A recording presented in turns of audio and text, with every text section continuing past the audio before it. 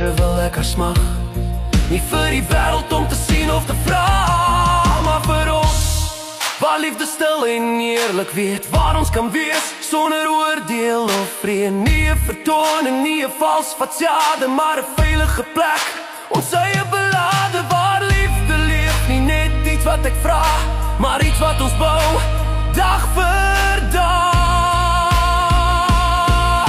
Ek soek haar as my beste vriend per dag,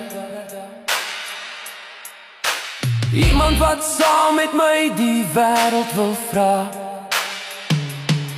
Ek wil lag tot trane loop in die streeling van die son, en soggens saam wakker word, opgewonde vir wat kom.